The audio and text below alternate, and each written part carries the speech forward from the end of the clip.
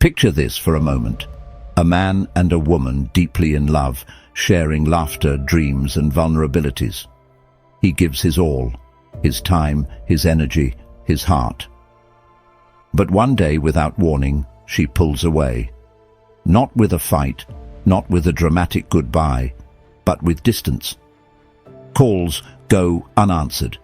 Texts turn into ghostly echoes, and suddenly it feels like he never existed in her world. No explanation, no closure, just a cold, quiet void. At first he blames himself. Maybe he was too much, maybe not enough. He replays every conversation, searching for the moment he lost her.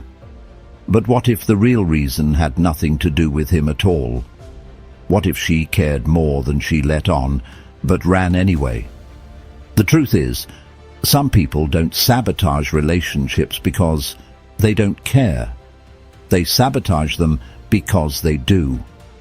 This is the paradox of the avoidant ex, the one who claims to want love but runs from it the moment it gets too close. As Steve Jobs once said, you can't connect the dots looking forward, you can only connect them looking backward.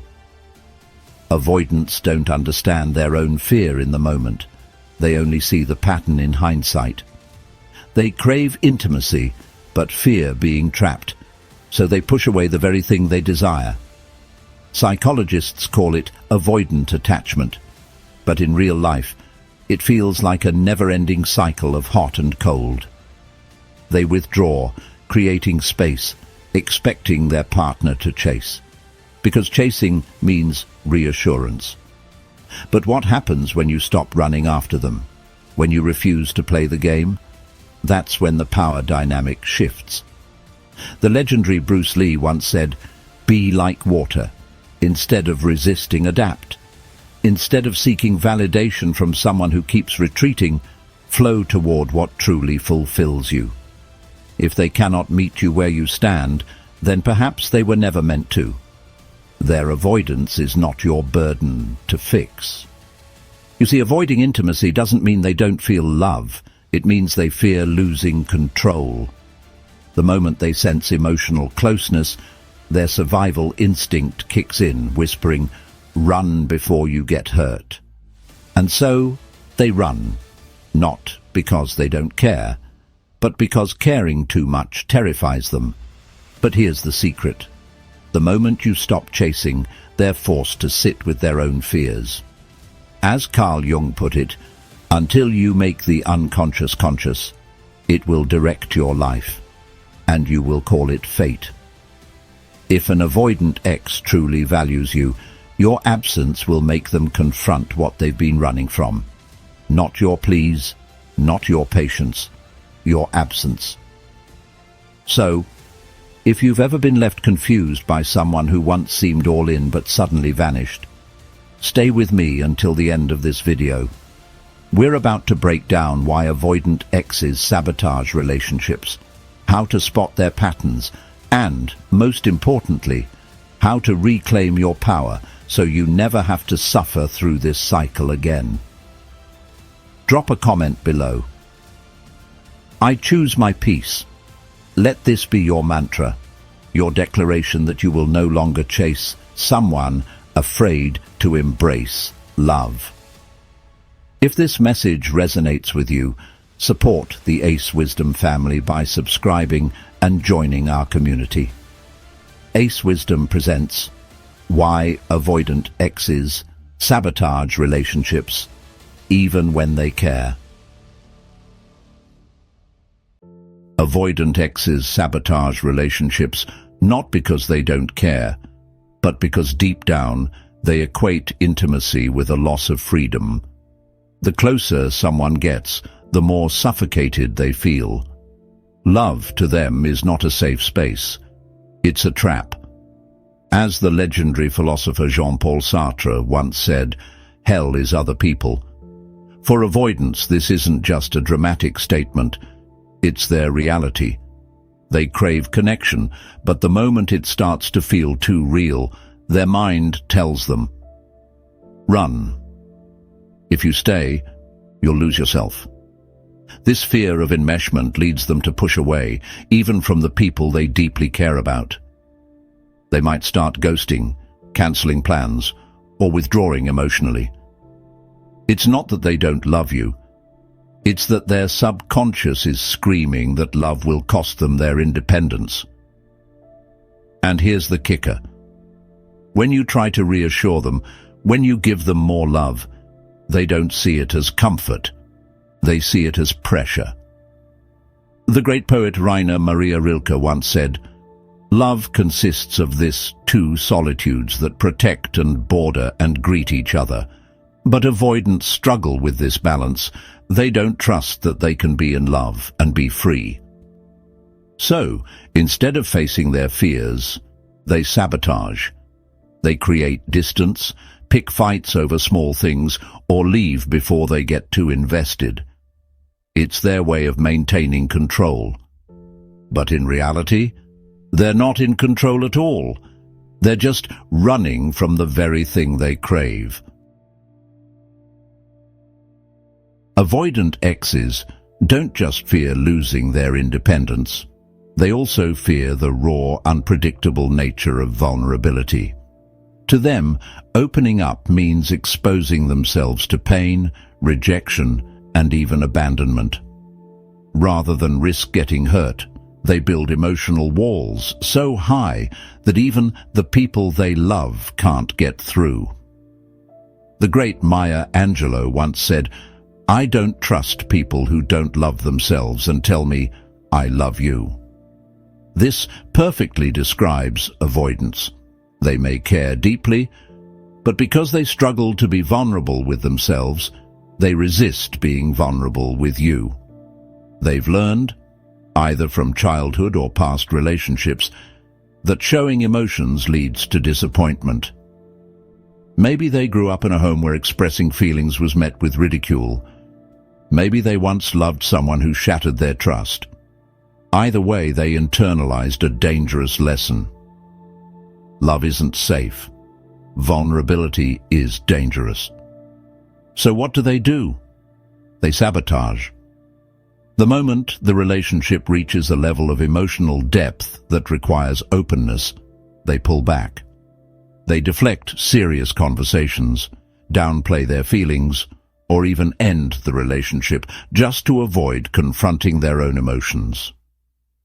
As Ernest Hemingway put it, the world breaks everyone, and afterward, some are strong at the broken places. But avoidance? They don't want to break in the first place. So they run before they get too close. And here's the paradox.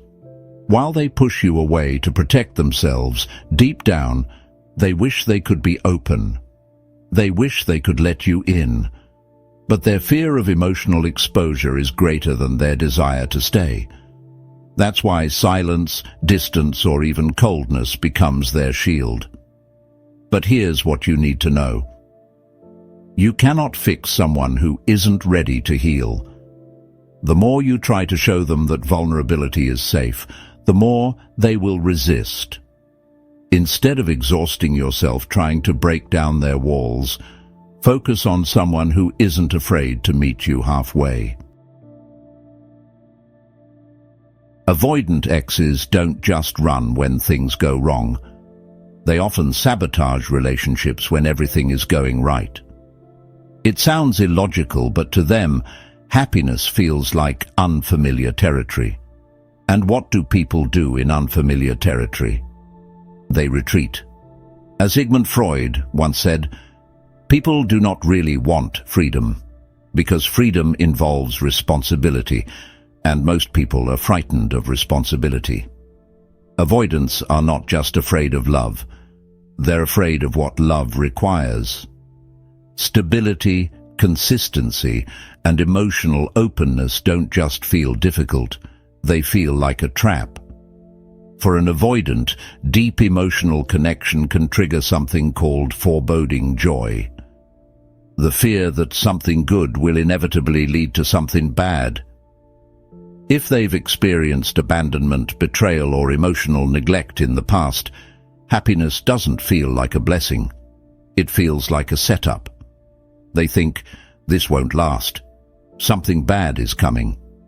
Better leave before I get hurt. This is why they may seem fully invested one moment and distant the next. The closer they get, the more their mind starts looking for a reason to escape. Maybe they'll nitpick small issues, start fights over nothing, or convince themselves that the relationship isn't right. It's not that they don't love you. It's that loving you makes them feel too exposed. The poet Khalil Gibran wrote, "Love knows not its own depth until the hour of separation." And for avoidance, that's exactly what happens. Only after sabotaging the relationship do they realize they cared. But by then, it's too late. They were so busy protecting themselves from pain that they destroyed something real. So, what's the lesson here? You can't prove to someone that love is safe if they refuse to believe it. No amount of reassurance can fix a person who doesn't trust happiness. That's why the best thing you can do is stop chasing and start valuing your own peace. Reason number 4. They fear emotional dependency. Avoidant exes don't just fear intimacy, they fear needing someone. To them, emotional dependency feels like weakness, like giving someone else too much power over their happiness. So even when they care, they push you away to prove to themselves that they don't need you. As Friedrich Nietzsche once said, "He who cannot obey himself will be commanded." Avoidants live by this belief. They associate love with control, so the moment they feel emotionally attached, their survival instinct kicks in. Detach before it's too late. Think about it. When you're in love, you naturally rely on your partner for support, comfort, and companionship. But to an avoidant, that reliance feels dangerous. They grew up believing that depending on others leads to disappointment or pain. Maybe they had emotionally unavailable parents. Maybe they loved someone who abandoned them. Either way, they learned that emotional attachment is risky, so they avoid it at all costs. This is why they seem independent to the point of isolation. They pride themselves on self-sufficiency, convincing themselves that they don't need closeness, when in reality they're just terrified of what closeness might cost them. It's a classic defense mechanism. If I don't rely on anyone, no one can hurt me. And here's the twist. When you pull away, they feel the loss. But instead of admitting it, they double down on their detachment. They pretend they're fine. They act like the breakup doesn't affect them. But deep inside, they struggle with an internal war between wanting connection and fearing it. As author Brené Brown wisely said, "We cultivate love when we allow our most vulnerable and powerful selves to be deeply seen and known." But avoidants aren't ready for that level of openness. They choose sabotage over vulnerability, even if it costs them the person they love. Reason number 5. They come back when they feel safe again. Avoidant exes don't always disappear for good. In fact, many of them come back, but not for the reasons you might think. It's not because they've had a sudden epiphany or realized they made a huge mistake. It's because time and distance make them feel safe again. As Napoleon Bonaparte once said, the greatest danger occurs at the moment of victory. For avoidants, the victory is emotional closeness. When a relationship reaches a point of deep connection, they feel overwhelmed and retreat. But once they've put enough distance between themselves and their emotions, they convince themselves they can handle coming back on their terms. This is why avoidant exes often resurface when you least expect it. Maybe it's been weeks, months, or even years since the breakup. Just when you've started to move on, they reappear with a simple, "Hey, how have you been?" It's not that they don't care, it's that they only feel comfortable expressing that care when the threat of emotional intensity is gone. Think about it. When you were together, your presence challenged them. It made them confront their fears of closeness, dependency, and commitment. But when they leave, that pressure disappears. They can now romanticize the relationship from a distance, remembering only the good parts. And because they no longer feel trapped, they reach out, not realizing they're just restarting the cycle. The famous psychologist Carl Rogers once said, "The only person who is educated is the one who has learned how to learn and change." And this is the key. If an avoidant hasn't done the deep inner work to face their fears, their return doesn't mean they've changed. It just means they feel safe enough to re-engage, for now. So what should you do? Recognize the pattern. If they ran once without explanation, they might do it again. If they truly want to be different, their actions, not just their words, will show it. And if they're still avoiding emotional depth, then their return isn't about love. It's about comfort. Drop a comment below. I don't accept temporary love. And keep watching, because the next reason will show you why avoidants often sabotage relationships even when they think they're doing the right thing. Reason number 6. They think leaving is what's best for you. Avoidant exes don't just sabotage relationships for selfish reasons. Sometimes they convince themselves they're doing you a favor by walking away. They believe that their inability to fully commit or be emotionally present makes them unworthy of love. So rather than risk disappointing you, they preemptively abandon the relationship. As Henry David Thoreau once said, "The mass of men lead lives of quiet desperation. Avoidants are no different." Deep down, they know they struggle with emotional intimacy. They recognize their own fears, their tendency to pull away, their inability to give you the love you deserve. And rather than facing those demons, they rationalize their exit with a self-sacrificing excuse. "I'm just not good for you." This is why so many avoidants break up in a way that leaves you utterly confused. They might say things like, "You deserve someone who can love you better. I just can't give you what you need. I'm not in the right place for a relationship." These phrases aren't always lies, but they're not always the full truth either. The reality is, rather than working on their emotional barriers, they choose the easy way out. Instead of acknowledging that love requires effort, they convince themselves that letting you go is the noble thing to do. But here's the kicker. If they truly wanted what was best for you, they would work on themselves instead of running. Love isn't about being perfect. It's about showing up, even when it's difficult. The great poet Rumi once said, "Your task is not to seek for love, but merely to seek and find all the barriers within yourself that you have built against it." Avoidants, however, don't seek to remove their barriers. They just avoid love altogether. So, if an avoidant ex left you with a selfless excuse, don't let it haunt you. It wasn't about you not being enough. It was about them not being willing to grow. And that's not your burden to carry. Reason number 7. They struggle with regret, but often too late. Avoidant exes may seem cold and indifferent when they leave, but that doesn't mean they don't feel regret. The problem is, they process emotions slowly, often long after the damage has been done.